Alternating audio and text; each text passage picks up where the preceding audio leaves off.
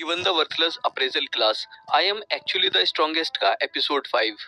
और अभी अभी आइन जैस्पर के साथ एडवेंचरर गिल्ड पहुंचा है, लेकिन आइन यहाँ पर कंफर्टेबल नहीं है, जिस वजह से जैस्पर आइन से कहता है, मैं समझ सकता हूँ कि तुम क्यों परेशान हो और तुम्हें लग रहा है कि बाकी एडवेंचरर्स को ऐसा लगेगा कि तुम एक ढोंगी हो, लेकिन इस समय तुम मेरे साथ हो, इसलिए सब कुछ ठीक ही होगा। और इस समय बाकी एडवेंचरर्स भी जैस्पर को ही देख रहे हैं, क्योंकि जैस्पर एक काफी रईस व्यापारी है। फिर रिसेप्शनिस्ट जैस्पर से पूछती है कि आपका यहाँ पर क्यों आना हुआ, और जैस्पर बताता है, मैं यहाँ पर इस लड़के के साथ आया हूँ। रिसेप्शनिस्ट आइन से पूछती है, क्या मैं जान सकती हूँ कि आपको यहाँ पर क्या काम है? आइन कहता है, मुझे कुछ आइटम डंजन में मिले थे जो मैं यहाँ पर बेचना चाहता हूँ। रिसेप्शनिस्ट फिर आइन का गिल्ड कार्ड मांगती है और गिल्ड कार्ड को देखकर कहती है, तुम्हारा नाम आइन है और तुम्हारा रैंक F है और तुम्हारी जॉब एक अप्रेजर की है, और इस बात पर यकीन करना नामुमकिन है कि कोई अप्रेजर किसी मॉन्स्टर को हरा सकता है।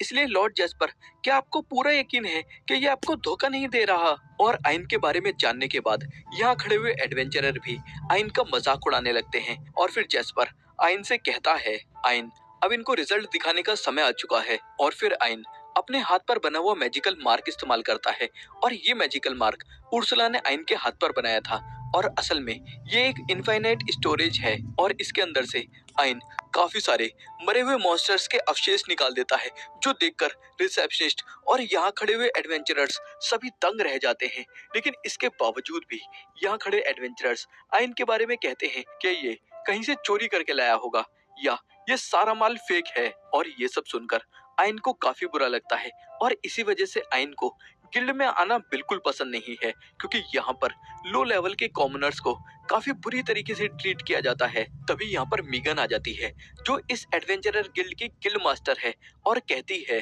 तुम सब लोग अपनी बकवास करना बंद करो, क्योंकि किसी को भी उसकी जॉब के हिसाब से जज नहीं करना चाहिए। और फिर मीगन आइन से कहती है, तुम्हारी नजरें काफी तेज हैं। ये सुनकर आइन सोचता है, क्या इसको मेरी आंखों के बारे में पता चल चुका है? तभी रिसेप्शनिस्ट एक टूल का इस्तेमाल करके बताती है कि ये सारे मॉन्स्टर्स के अवशेष बिल्कुल असली हैं।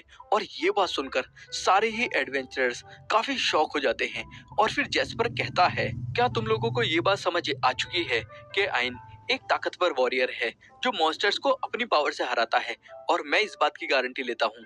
और फिर रिसेप्शनिस्ट आइन से अपने बर्ताव के लिए माफी मांगती है। और फिर गिल्ड मास्टर मीगन कहती है, इंसान के जन्म के वक्त उसका नसीब तय हो जाता है, लेकिन मुझे वो लोग ज्यादा इंटरेस्टिंग लगते हैं जो अपना नसीब खुद तय करते हैं। मीगन की बात सुनने के बाद आइन कहता है, मैंने अभी अभी रियलाइज किया कि गिल्ड में ऐसे भी लोग हैं जो तुम्हारी तरह सोचते हैं, इसलिए मैं खुश हूँ कि मैं यहाँ पर आया। तभी गिल्ड मास्टर कहती है, मुझे ताकतवर लोग पसंद हैं, इसलिए मैं चाहूंगी कि मेरे गिल्ड के अंदर तुम्हारे जैसा कोई इंसान हो। और अब मुझे चलना चाहिए, लेकिन पता नहीं मुझे ऐसा क्यों लग रहा है कि हम दोनों दोबारा जल्द ही मिलेंगे। और फिर गिल्ड मास्टर के जाने के बाद रिसेप्शनिस्ट पेमेंट के लिए आइन को थोड़ा रुकने के लिए कहती है, लेकिन तभी जैस्पर कहता है, आइन अब तुम वो आइटम्स भी दे दो जो तुम्हें हिडन डंजन को पार करके मिले हैं। और जैसे ही यहाँ सबको पता चलता है कि आइन ने हिडन डंजन को पार किया है, ये सभी आइन की तरफ दौड़ते हैं और आइन की तारीफों के पुल बांध देते हैं। फिर सीन शिफ्ट होता है, और अभी शाम के समय आइन नहा रहा है, और तभी यूरी आइन के साइड में आकर कहती है, आइन देखो, ये चांद कितना खूबसूरत लग रहा है। आइन अचानक यूरी को अपने साइड में देखकर हैरान हो जाता है और कहता है, यूरी तुम यहाँ क्या कर रही हो? लेकिन तभी यहाँ पर पीना भी आ जाती है, और फिर आइन और यूरी का आई कांटेक्ट होने के बाद आइन को थोड़ी ठड़क चढ़ जाती है, जिसके बाद पीना कहती है, लगता है कि एक आधा इंसान और आधा स्पिरिट बच्चा पैदा होने में ज्यादा समय नहीं बचा है। अचानक यहाँ पर उर्सुला आ जाती है और कहती है, तुमने मेरी बेटी को गंदी नजरों से देखा, इस वजह से मैं तुम्हें जिंदा नहीं छोड़ूंगी। और फिर आइन इस नौटंकी में से निकलकर बाहर आ जाता है, जिसके बाद कुरोहिमे आइन को शुक्रिया कहती है, क्योंकि इतने दिनों बाद पीना को कुरोहिमे ने इतना ज्यादा खुश देखा है। और फिर आइन कुरोहिमे से पूछता है, क्या पीना तुम्हारी बेटी की तरह है? कुरोहिमे बताती है, गार्डियंस स्पिरिट कोर्स को बनाती हैं, और जो स्पिरिट कोर्स के अंदर पर्सनैलिटीज होती हैं वो ये बच्चे हैं, इसलिए तुम कह सकते हो कि मैं पीना की बायोलॉजिकल पेरेंट हूँ।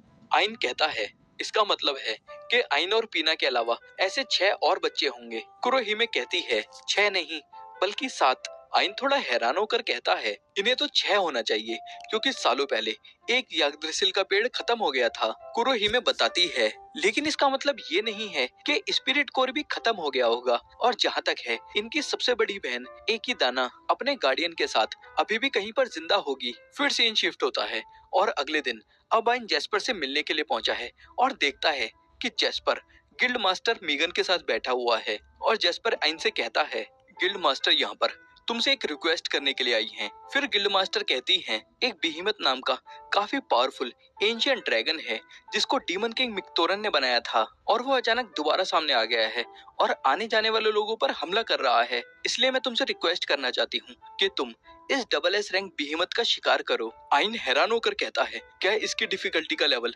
डबल एस रैंक है?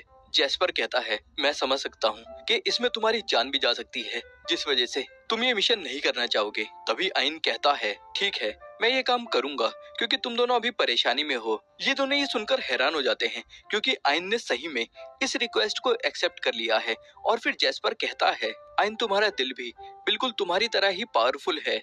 और अब अगले सीन में आइन उर्सुला की मदद से बिहीमत यानी कि एंशिएंट ड्रैगन की लोकेशन तक पहुंच चुका है और उर्सुला ने पहले ही आइन को बिहीमत की सारी एबिलिटीज के बारे में बता दिया है। फिर उर्सुला आइन से कहती है, बिहीमत दिन में जमीन के अंदर रहता है, इसलिए तुम्हें हमला करके उसे जमीन से बाहर निकालना होगा। और फिर आइन एक काफी बड़ा हमला करता है जिससे जमीन में काफी गहरा गड्ढा हो जाता है, जिसके बाद बिहीमत जमीन से बाहर निकलता है और कहता है, मुझे नींद से उठाने की हिम्मत किसने की? और फिर हमें बिहीमत के बारे में बताया जाता है और बिहीमत काफी समय से जिंदा है और बिहीमत ने काफी सारी लड़ाइयां लड़ी हैं, लेकिन आज तक बिहीमत को कोई भी ऐसा नहीं मिला जो इसकी ताकत का मुकाबला कर पाए। और फिर अब प्रेजेंट में आइन को देखकर भी बिहीमत को ऐसा ही लगता है कि आइन बिहीमत का कुछ नहीं बिगाड़ पाएगा। और फिर बिहीमत आइन से कहता है, तुम्हारी इतनी हिम्मत कि तुम मेरे सामने खड़े हो, और तुम्हारा नाम क्या है? आइन कहता है, मेरा नाम आइन है और मैं तुम्हें यहाँ पर हराने के लिए आया हूँ। आइन की ये बात सुनकर बिहीमत आइन पर हंसने लगता है, लेकिन तभी आइन कहता है, तुम्हें देखकर ऐसा लगता है कि वो डीमन किंग भी ज्यादा ताकतवर नहीं था। ये सुनते के साथ बिहीमत को बहुत गुस्सा आ जाता है और बिहीमत कहता है, तुम्हारी इतनी हिम्मत कि एक इंसान होने के बावजूद तुमने डीमन किंग की इंसल्ट करी। और फिर बिहीमत एक साथ आइन के ऊपर हमलों की बारिश कर देता है, लेकिन आइन भागते हुए सारे ही हमलों से बच जाता है और सीधा जाकर बिहीमत का एक हाथ काट देता है। और इसके बाद बिहीमत जल्दी से जमीन के अंदर घुसकर तैरने लगता है और बिहीमत को पूरा यकीन है कि अगले हमले में बिहीमत आइन को जान से मार देगा। और फिर बिहीमत जमीन के अंदर से आइन पर हमला करता है और सही में आइन को खा जाता है, लेकिन अचानक एक काफी बड़ा धमाका होता है जिससे बिहीमत के टुकड़े टुकड़े हो जाते हैं और अब बिहीमत मौत की कगार पर है। और बिहीमत आइन से पूछता है, इंसान तुमने क्या किया और मैं कैसे हार गया? आइन फिर बिहीमत को बताता है, मैंने अपने मैजिक से देख लिया था कि तुम्हारी बॉडी बाहर से मैजिक को एब्जॉर्ब करती है, जिस वजह से मैंने तुम्हारे मुंह के अंदर घुस के एक काफी पावरफुल मैजिक अटैक किया और मैजिक अटैक के धमाके से बचने के लिए मैंने इस बैरियर का इस्तेमाल किया। बिहीमत कहता है, मैं समझ गया कि मेरी हार कैसे हुई। लेकिन फिर आइन आगे कहता है, जब मैं यहाँ पहुंचा था तब मैंने इल्यूजन मैजिक का इस्तेमाल किया था, जिस वजह से तुम्हारा कोई भी अटैक मुझे नहीं लगा और मैंने डीमन किंग को इंसल्ट करके तुम्हें गुस्सा दिलाया, जिस वजह से तुम लापरवाह हो गए। और तुम्हारी हार की वजह तुम्हारा घमंड है क्योंकि तुम्हें लगता था कि कोई भी इंसान तुम्हें नहीं हरा सकता।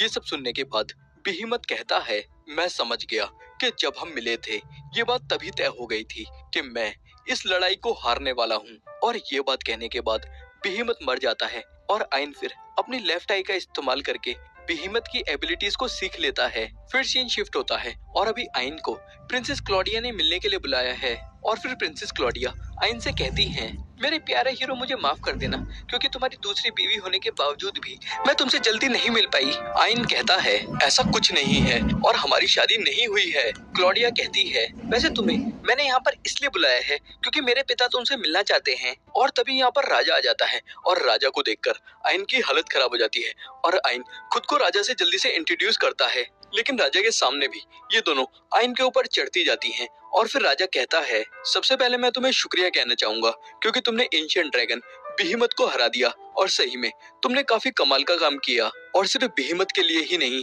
बल्कि उस दिन तुमने मेरी बेटी की भी जान बचाई थी और उसके लिए भी मैं तुम्हें दिल से शुक्रिया कहता हूँ। आइन कहता है, अगर आपको शुक्रिया करना है तो यूरी का करिए, क्योंकि यूरी की मदद के बिना मैं कुछ नहीं कर पाता। और फिर राजा यूरी का शुक्रिया करता है और राजा कहता है, मैं लोगों को पहचानने में बहुत अच्छा हूँ, जिस वजह से तुम्हें देखकर मैं कह सकता हूँ कि तुम भविष्य में बड़े काम करोगे और बहुत नाम कमाओगे। और फिर राजा आइन को एक घड़ी देता है और इस घड़ी के ऊपर रॉयल एम्बलम बना हुआ है और इस घड़ी की मदद से आइन को इस देश में हर जगह जाने का एक्सेस मिल जाता है। आइन सोचता है, इस घड़ी से मुझे उन जगहों का एक्सेस मिल जाता है जिनका एक्सेस पहले मेरे पास नहीं था और इससे मुझे यूरी की फैमिली को ढूंढने में मदद मिलेगी। और आइन ये घड़ी देने के लिए राजा का शुक्रिया करता है। फिर सीन शिफ्ट होता है और ये बात पूरे शहर को पता चल चुकी है कि आइन ने बेहेमत को हरा दिया है और लोग भी इस बारे में बातें कर रहे हैं। लेकिन अचानक ज़ॉइड किसी से टकराकर जमीन पर गिर जाता है और सोचता है, यहाँ पर हर कोई बस आइन के बारे में ही बात कर रहा है और बस कुछ ही समय पहले मैं उससे ज्यादा ताकतवर था और उसे अभी भी मुझसे पीछे होना चाहिए था और हमेशा की तरह कूड़ा उठाना चाहिए था और मुझे सही में उससे बहुत नफरत है। तभी ज़ॉइड के पास एक लड़की आ जाती है और कहती है, अगर तुम चाहो तो मैं तुम्हें ताकतवर बना सकती हूँ और मेरा नाम है एकिडाना और मैं एक स्पिरिट हूँ। और यहाँ यह एपिसोड खत्म होता है।